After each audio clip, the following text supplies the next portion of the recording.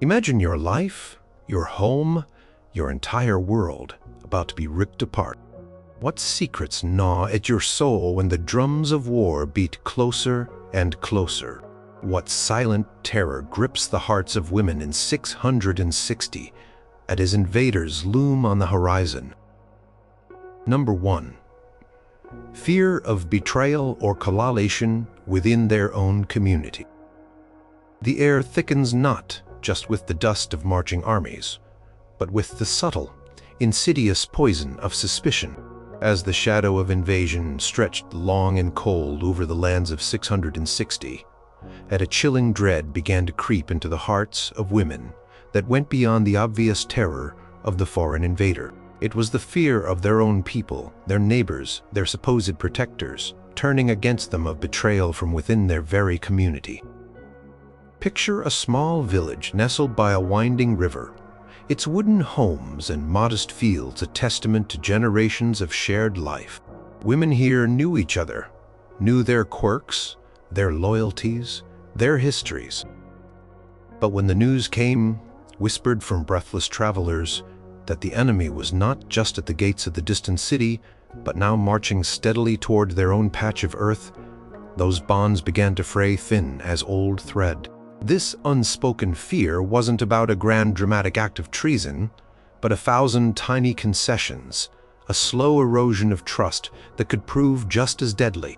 Perhaps a man desperate to save his own skin or the lives of his sons might offer information about the village's hidden caches of food, or the secret escape routes known only to a few. A woman, fearing for her children's safety, might point out a wealthier household hoping to divert the invader's attention and wrath away from her own meager dwelling. Cruel calculus of survival could lead to unthinkable acts, where the safety of a few was bought at the devastating expense of many others. Historians who delve into the complexities of societies under duress often find evidence of these heartbreaking compromises, where the very fabric of community was stretched to breaking point. The tales passed down through generations, even if heavily filtered, often contained coded warnings about trusting only those proven loyal, a grim lesson learned in the crucible of invasion. Consider the desperate choices facing leaders or influential figures within a community. If a village elder, male or female, decides to negotiate with the invaders, promising cooperation in exchange for mercy, how would that feel to the women who had been prepared to fight, or at least hide, to the very end? Would they feel betrayed, sold out? And what if those negotiations included handing over certain individuals, perhaps those deemed undesirable by the invaders, or those who had previously defied authority? For women, who often occupied a more vulnerable position in the social hierarchy, this fear was magnified. Their fates were often tied to the decisions of male family members or community leaders. If a husband, father, or brother chose to collaborate, for whatever reason, a woman might find herself unwillingly complicit, or worse, directly endangered by the very people she relied upon for protection. The records, however scarce, of populations under siege often speak of a palpable atmosphere of paranoia, where every whisper in the marketplace, every closed-door meeting could conceal a plot that would seal their doom. Even simpler, more mundane acts could breed suspicion. What if a neighbor, known for their quick temper or perceived injustices, suddenly seemed too eager to welcome the invaders, perhaps hoping to settle old scores or gain new advantages? In communities where resources were already scarce, the thought of someone gaining favor with the enemy, perhaps securing extra rations or protection by revealing the hiding places of others, was a terrifying prospect. The shared burden of preparing for war, of hoarding supplies, of digging trenches could quickly sour into resentment if some were seen to shirk their duties only to later emerge seemingly unscathed because of a secret understanding with the enemy. The psychological toll of living in a world where your own kind might be your undoing cannot be overstated. It chipped away at the very foundation of communal strength, leaving individuals isolated and vulnerable, surrounded by faces that once offered comfort, now shadowed by doubt. Think of the emotional weight carried by women in this era, deeply embedded in their kinship networks and village life. Their status, their security, their very identity was often intertwined with the health and cohesion of their community. To witness that community fracturing under pressure, to see the bonds of trust dissolving, was a form of psychological violence that echoed the physical threats of the invasion itself. A common historical theme in accounts of invasion across cultures is the breakdown of social order, and betrayal is a grim hallmark of such disintegration. It wasn't just about the invaders themselves, but the terrifying possibility that the enemy's victory would be paved by the very hands they once trusted, making the defeat not just military, but deeply personal and spiritually devastating. The unspoken fear was that, in their final moments, or in the long, drawn-out aftermath of subjugation, they would find themselves truly alone, abandoned by those they once considered their kin, their protectors, their own. Number 2. Fear of the unknown future and helplessness as the ominous murmurs of invasion turned into the undeniable thud of approaching hooves and the distant glint of armed men, one of the most insidious fears that coiled around the hearts of women in 660 of the unknown future. It wasn't merely a lack of certainty, which is a constant in human life, but a complete and utter vacuum where their future once was, replaced by a horrifying blankness. Their lives, once governed by predictable rhythms of seasons, agricultural cycles, family duties, and community rituals, were now abruptly severed from all known paths. Every single aspect of their existence, from the simplest daily chore to the grandest life ambition, was suddenly shrouded in an impenetrable mist of dread. Picture a young woman, perhaps recently married, dreaming of children and a life cultivating her small garden. Her dowry a symbol of her secure place in society overnight. Those dreams could crumble into dust. Would she even live to see tomorrow's sunrise? If she did, would her home still stand? Would her family be intact? Questions were endless, each one a sharp spike of anxiety, and there were no answers. The future, once a canvas for hopes and plans, became a terrifying void. Historians and archaeologists who study periods of profound societal upheaval often note the stark psychological toll on populations where the very concept of continuity is shattered. Chroniclers of the era, though often focusing on battles and kings, sometimes hint at the widespread despair among common folk, a deep surrender to fate that spoke volumes about their lack of control. This helplessness was particularly acute for women. In a patriarchal society, where a woman's status and security were often tied to her male relatives, her father, her husband, her sons, the breakdown of established order meant the shattering of her protective framework. She had little to no agency in military decisions, no voice in political negotiations, and often limited direct control over her own property or movements. Her very survival could depend on the unpredictable actions of men, whether they were her own family, the leaders of her community, or the invading soldiers themselves. Imagine a woman trapped behind besieged city walls, listening to the screams outside, knowing that her fate was entirely in the hands of the warriors above her, or worse, the mercy of those who would soon breach the defenses. There was no escape, no alternative path she could forge for herself. The absence of any framework for understanding what was coming was a torment in itself. News traveled slowly and was often distorted by rumor and panic. Information was scarce. They couldn't know if the invaders sought to enslave them, kill them, or merely to occupy their land and impose new taxes. They wouldn't know if their new overlords would respect their customs, their religion, or if everything they held sacred would be trampled underfoot. This profound uncertainty created an environment of constant paralyzing fear. Every shadow seemed to hold a hidden threat, every unfamiliar sound a harbinger of doom. Women, often responsible for the daily sustenance and emotional well-being of their families, found themselves unable to fulfill these roles, robbed of the ability to plan, to nurture, to protect. Consider the basic, fundamental human need for agency, for the ability to make choices and influence one's own destiny in the face of invasion.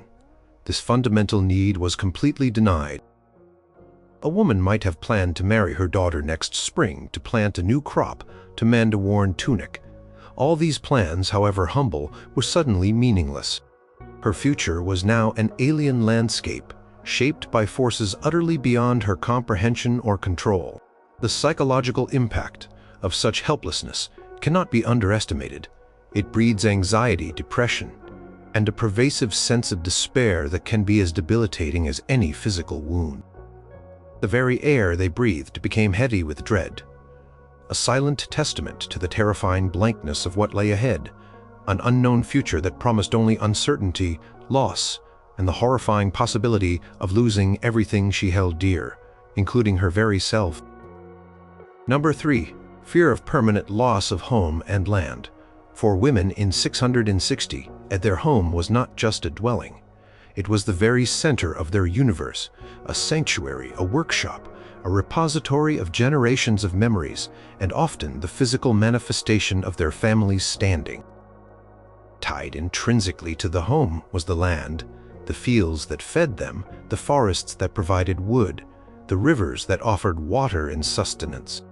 The terrifying prospect of invasion brought with it the crushing fear of permanent loss, losing not just a roof over their heads, but their very roots, their connection to the earth and the ancestral spirits that resided within it. Imagine a woman who had spent her entire life within the same few miles, her days dictated by the rhythm of her family's farm.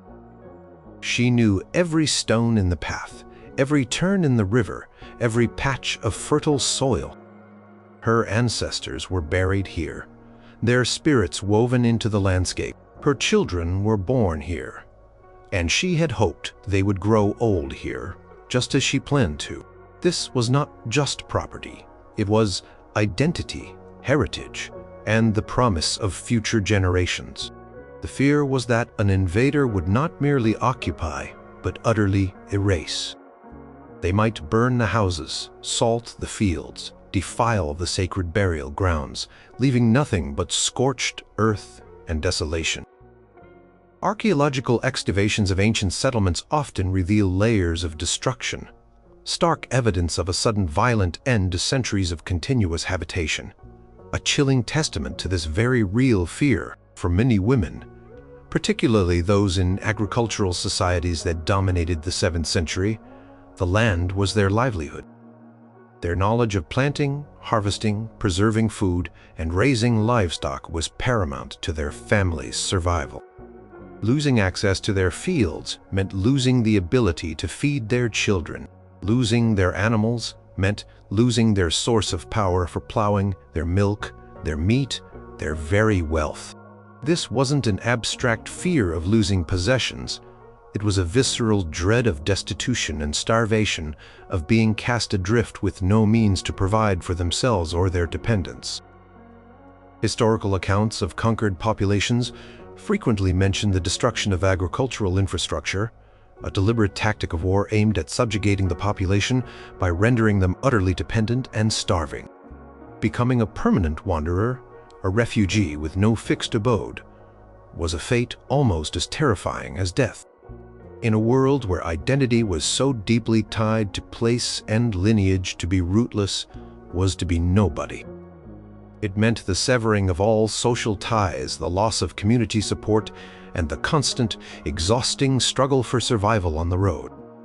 Women, often burdened with caring for young children or elderly relatives, would have faced immense challenges in such a transient existence. Without a stable home, where would they shelter from the elements? Where would they find clean water? How would they protect their children from disease or danger? The very idea of an endless, aimless wandering was a nightmarish prospect. The emotional weight of losing one's home was immense. It was the loss of safety, of privacy, of comfort.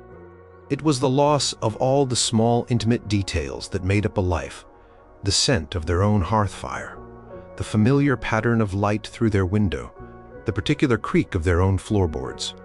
These were not luxuries, but the very anchors of daily existence. For a woman whose life was often centered around the domestic sphere, the destruction or seizure of her home represented a catastrophic loss of her domain, her purpose, and her connection to her past. The deep ingrained psyche of early medieval peoples held the homeland in almost sacred regard, tied to ancestral graves, and the cycles of the agricultural year, making its loss an existential dread far beyond mere property.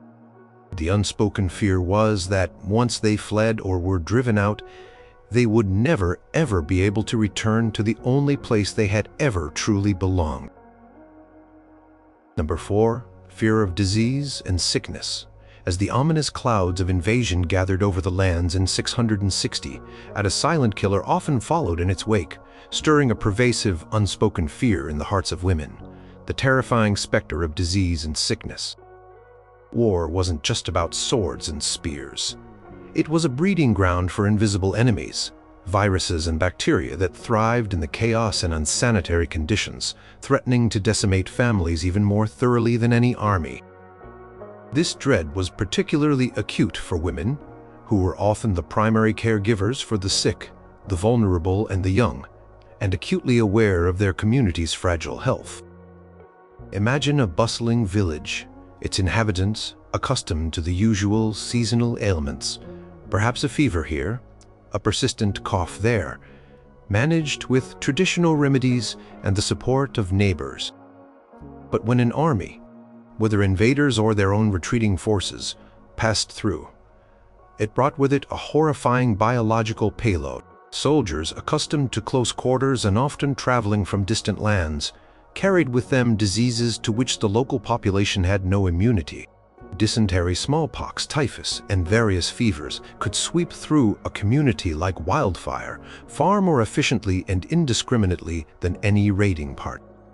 Historical epidemiologists consistently highlight the tragic relationship between military movements, a pattern that saw devastating illnesses sweep through populations already weakened by conflict, leaving untold numbers of dead in their wake.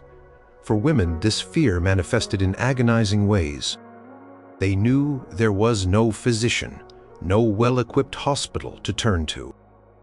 Healing was in the hands of village-wise women, herbalists, and traditional healers, whose knowledge, while valuable, was often overwhelmed by the scale of wartime epidemics.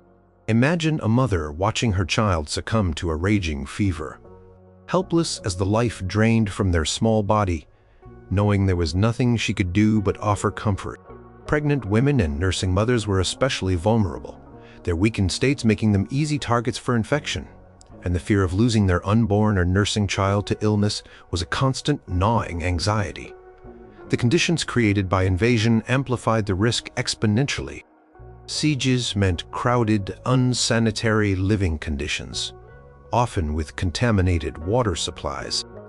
Fleeing as refugees meant exposure to the elements, lack of proper shelter, and insufficient food, all of which compromised the body's defenses.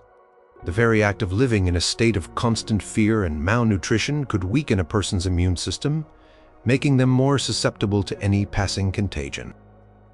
Imagine the stench of overcrowded makeshift camps, the scarcity of clean water for washing, the constant struggle to keep wounds from festering.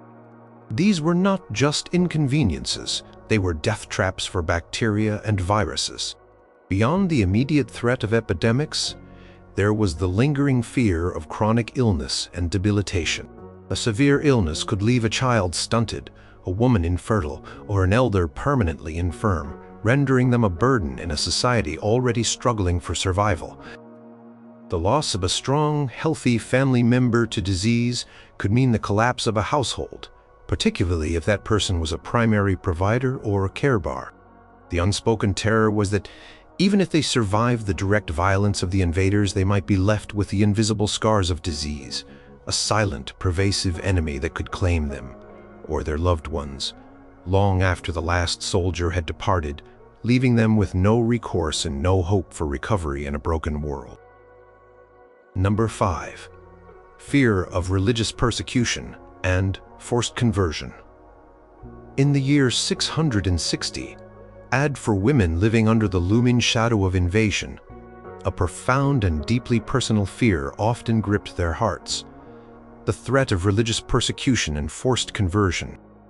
This wasn't merely about abstract dogma, it was about the very soul of their identity, their connection to their ancestors, their community, and their understanding of the divine. Depending on where they lived and who the invaders were, this fear could manifest in terrifying ways, forcing women to confront agonizing choices about their faith and their eternal salvation.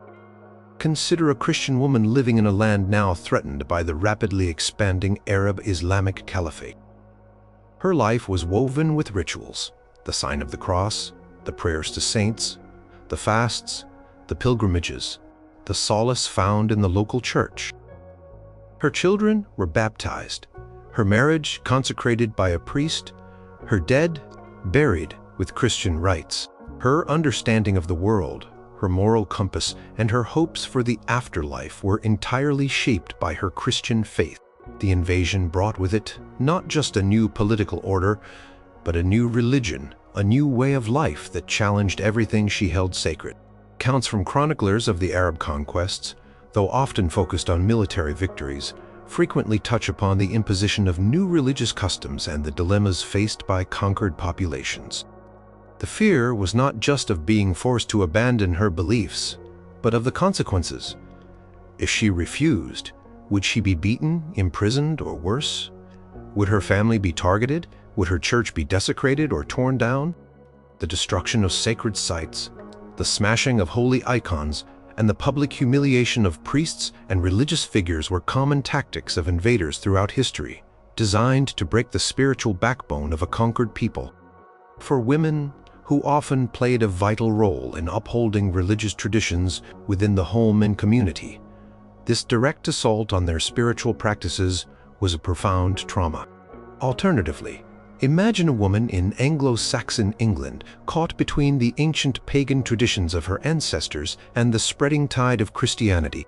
While not an invasion in the same military sense, the zealous push for conversion by missionaries, often backed by newly Christianized kings, could feel like an invasion of the spirit.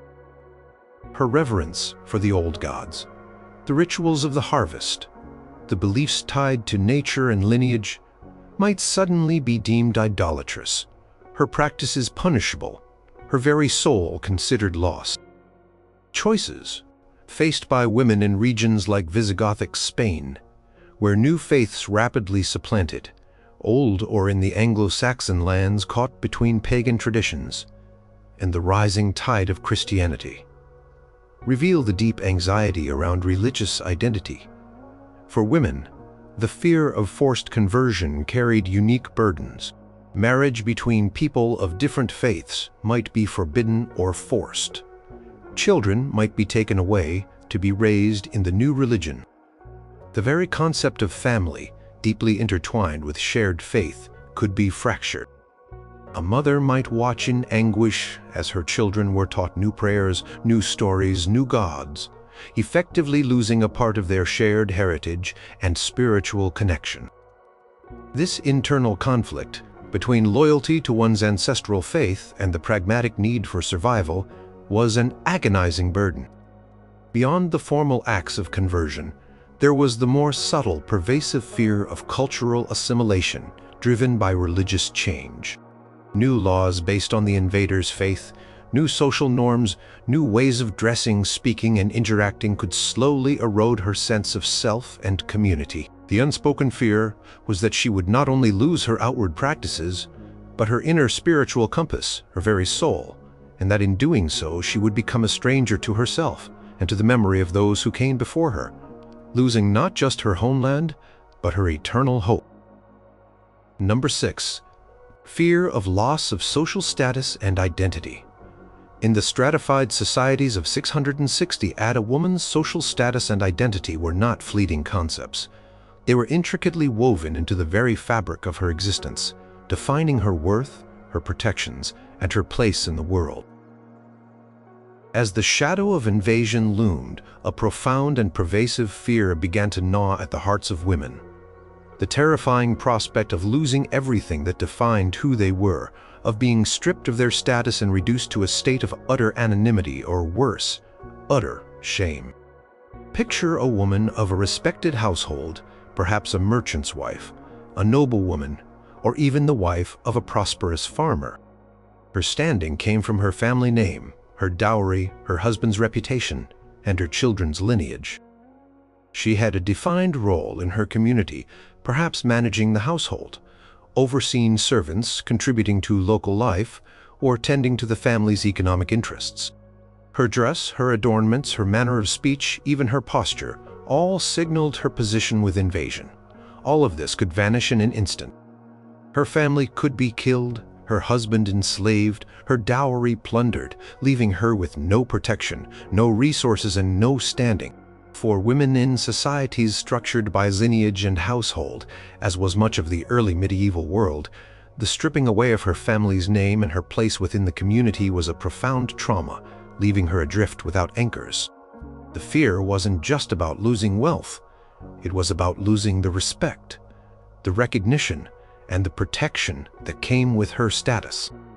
A woman of high birth might suddenly find herself on the same level as a common peasant, or worse, a captive, stripped of her dignity and forced into servitude. Her inherited lands, her family's heirlooms, the very symbols of her heritage, could be seized by the invaders, leaving her with nothing but the clothes on her back. This was a profound act of disempowerment, reducing her from a person of consequence to a mere object, without a name, without a history, without a future of her own making. Consider the shame and humiliation inherent in such a loss.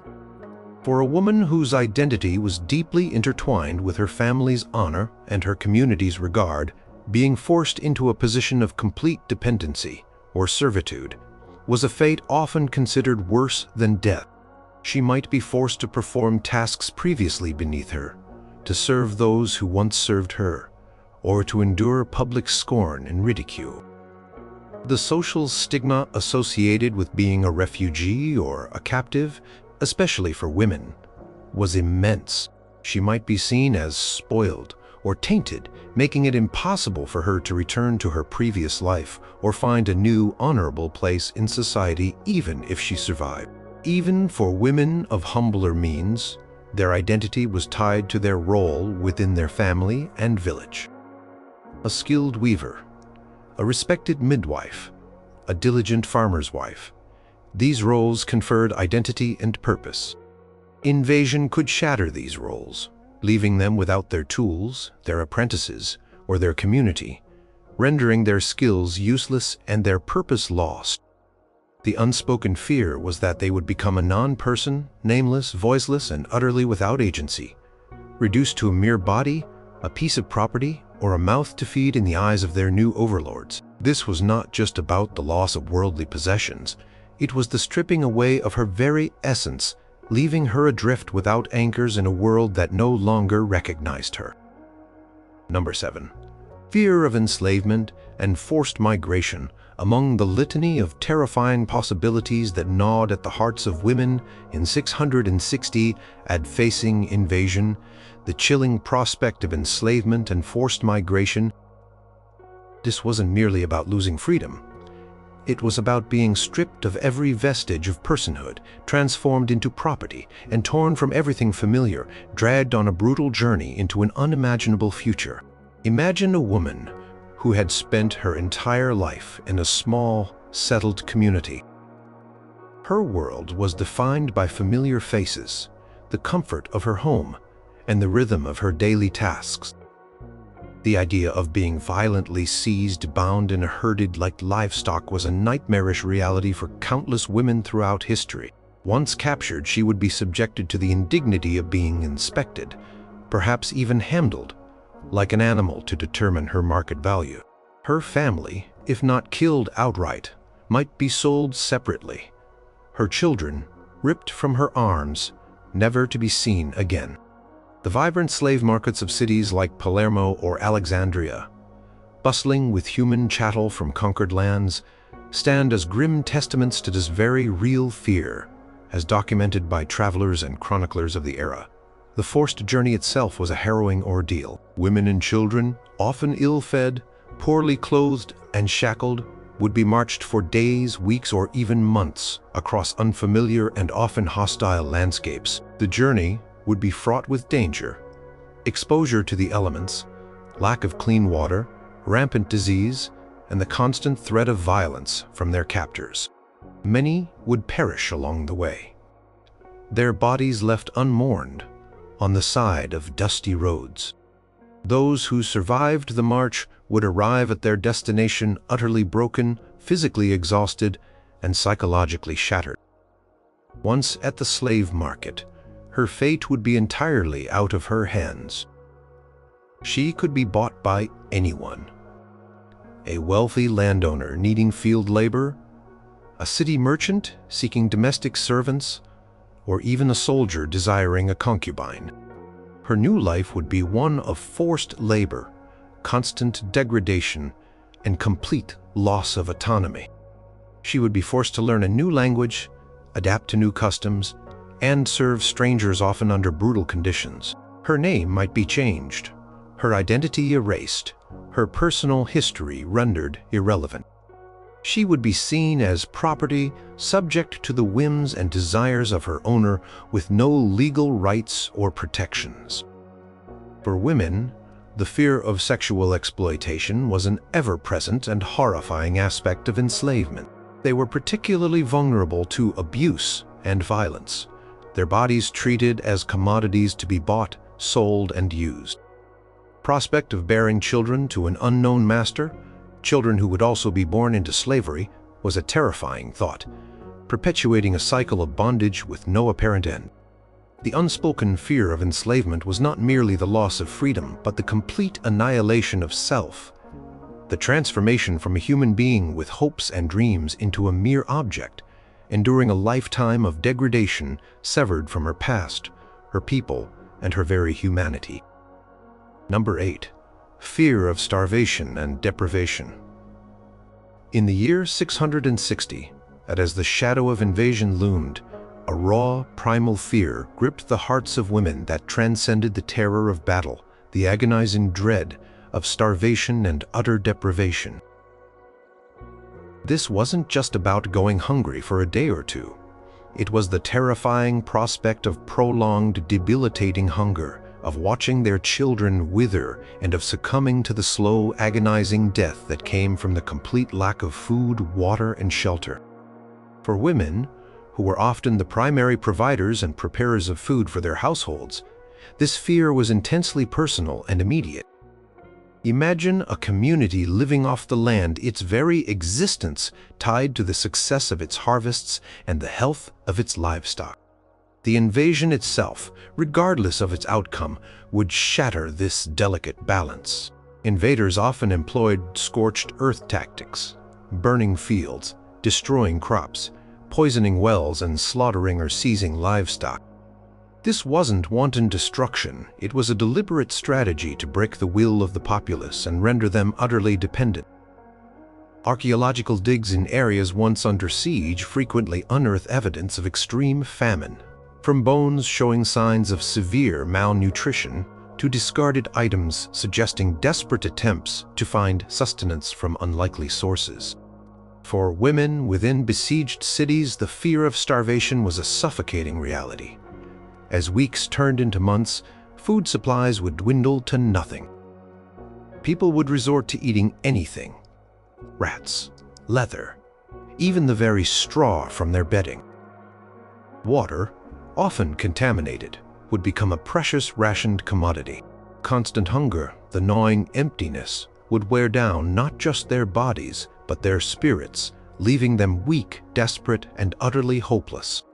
Mothers would face the agonizing choice of which child to feed, knowing that none might survive, or watching their infants slowly starve, their cries a constant, heartbreaking testament to the futility of their efforts. Even for those who managed to flee, the life of a refugee offered little respite on the road. There was no guarantee of finding food or clean water. They would be forced to scavenge, beg, or steal, living a precarious existence from one meager meal to the next. Shelter would be non-existent or temporary, exposing them to the harshness of the elements, biting cold, scorching heat, relentless rain. These conditions, combined with malnutrition, would quickly lead to illness, particularly among the very young and the very old, further exacerbating their suffering. Women, often carrying children or managing what few possessions they could salvage, faced immense physical and emotional burdens in these desperate circumstances. The fear of deprivation extended beyond just food and water. It was the fear of losing their clothes, their blankets, their cooking pots, the simple tools that made life bearable. It was the fear of losing warmth in winter, of having no clean water to wash, no safe place to rest. These were not luxuries but the fundamental necessities for survival, and the prospect of their complete absence filled women with a deep, visceral terror. The unspoken fear was that they would not be killed quickly in battle, but would instead endure a prolonged, agonizing decline, watching their loved ones suffer and perish from the slow, relentless grip of hunger and exposure, a fate often more torturous than any battlefield death. Number 9. Fear of loss of family and children. In the 7th century, for women, family was everything. It was their economic unit, their social safety net, their emotional core, and the very purpose of their existence. The unutterable, pervasive fear that stalked women as invasion approached was the catastrophic loss of their family and, most agonizingly, their children. This was a terror that cut deeper than any physical wound, threatening to obliterate their world, leaving them utterly alone in a broken landscape. Imagine a mother holding her infant close, or a woman watching her young children play in the sun-dappled courtyard. Their future, their hopes, their entire identity were wrapped up in these small lives.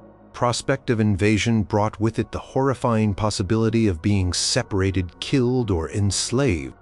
During the chaos of a siege, a raid, or a panic flight, families could be torn apart in an instant.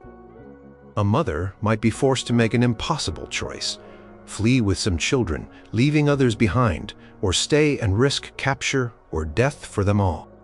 The echoes of desperate mothers searching for their lost offspring, a common lament in the aftermath of barbarian raids across Europe and the Byzantine frontiers, resonate through the centuries. A testament to this profound suffering, children were particularly vulnerable during invasion. They could be killed in the fighting, deliberately targeted by invaders, or simply perish from exposure, starvation, or disease during forced marches or as refugees. Many were taken as spoils of war, destined for slavery in foreign lands, their futures brutally severed from their parents. For a mother, the thought of her child being sold into servitude, growing up without her love or guidance, speaking a foreign tongue and serving a foreign master, was a torment that defied description. It was a living death, a perpetual agony of loss and helplessness. The fear also extended to other family members. A woman might lose her husband, leaving her a widow in a perilous world, responsible for her children with no protector or provider. She might lose her parents, her siblings, her cousins, dissolving the entire network of support that medieval women relied upon. In a society without formal welfare systems, the strength of kinship ties was paramount.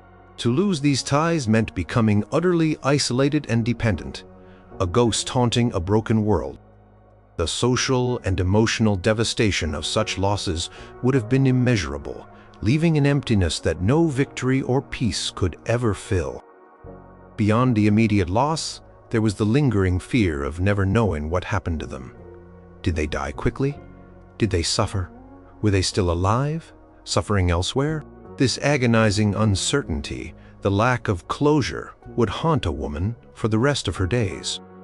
The unspoken fear was that her family, the very heart of her existence, would be shattered beyond repair, scattering her loved ones to the winds, leaving her to endure a life of profound loneliness, grief, and the bitter knowledge that everything she cherished had been irrevocably stolen from her, and that she would carry the weight of their absence, a constant ache until her own last breath. Number 10. Fear of sexual violence. In the dark tapestry of human conflict, one of the most chilling and unspoken fears that gripped the hearts of women in 660 AD as invasion approached was sexual violence.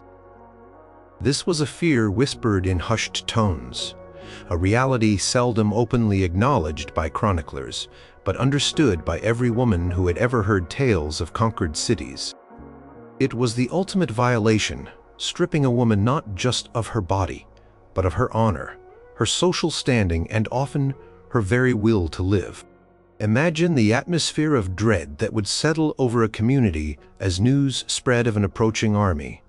Women would know instinctively the risks they faced. When a city was sacked or a village overrun, the rules of civilized conduct evaporated. Women became spoils of war, their bodies seen as part of the victor's bounty. Ancient texts, often coded in their language, hint at the profound suffering of women during conquests, a darkness seldom fully articulated but ever present in the shadow of invasion.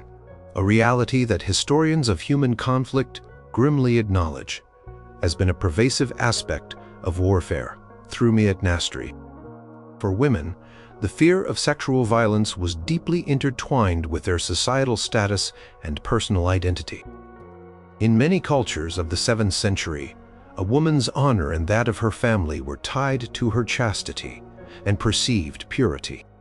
To be sexually assaulted meant not only physical trauma, but also profound social shame and ostracization, often through no fault of her own. She might be considered unclean or damaged, making it difficult or impossible for her to return to her husband, marry, or find a respected place within her community, even if she survived the immediate ordeal. The stigma could haunt her for the rest of her life, and sometimes even affect her children. The brutal reality was that there was often no recourse, no justice, no protection. Women were at the mercy of their captors who held absolute power over them. Resistance could lead to further violence or death. The psychological scars of such an experience would be profound and lasting, eroding her sense of self, her trust in humanity, and her ability to experience joy or intimacy. The thought of bearing children as a result of such violence, children who would be a constant living reminder of her ordeal and often have no recognized place in her original society, added another layer of unspeakable torment. Beyond the immediate act, the fear extended to the long-term consequences. If enslaved women were particularly vulnerable to repeated sexual exploitation by their masters or other members of the conquering force, their bodies were not their own, their lives entirely subject to the whims of others. The pervasive nature of this threat meant that women had to constantly assess their risks, make agonizing choices about hiding or fleeing, and live with an ever-present anxiety that could overshadow all other fears. The unspoken terror was that even if she survived the blades and the flames, she would carry a wound far deeper, a scar on her very soul that would never heal, leaving her broken in a way that no physical injury ever could. Number 11. Fear of physical harm and violence. In the year 660, as the ominous distant rumblings of an invading army grew louder, a visceral primal fear gripped the hearts of women, the terrifying prospect of physical harm and violence. This wasn't merely the abstract notion of war, it was the terrifying reality of their own bodies being brutalized, maimed, or killed, not on a distant battlefield, but in the very streets of their villages, within the walls of their homes, or as they desperately tried to flee. This was the most immediate and undeniable fear, overshadowing all others in its raw, terrifying immediacy. Imagine the sudden shattering noise of a raid, the screams, the clash of weapons, the shouts of unfamiliar tongues. Women, traditionally not trained warriors, were caught utterly unprepared, often with children clinging to their skirts. They were not exempt from the brutal realities of early medieval warfare.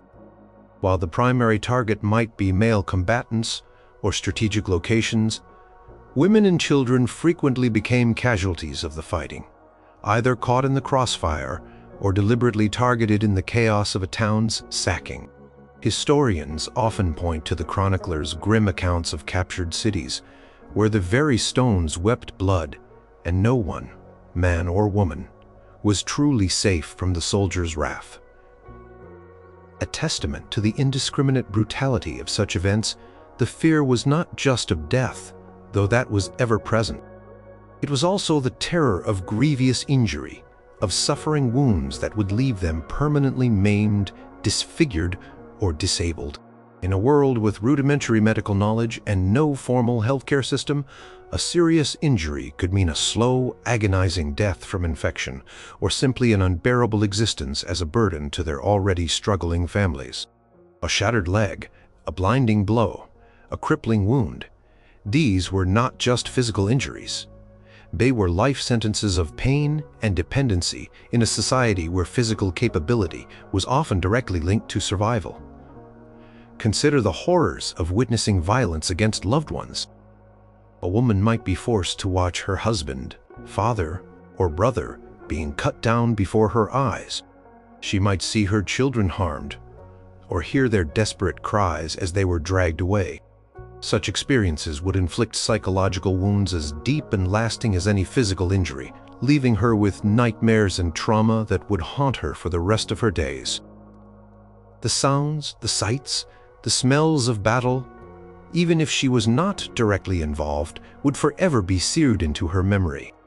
The fear also extended to the deliberate acts of violence, inflicted by invaders beyond the heat of battle. Rape and sexual assault were grim realities as explored in another fear, but so too was summary execution, torture, and mutilation designed to terrorize and subdue. There was no appeals court, no one to intervene.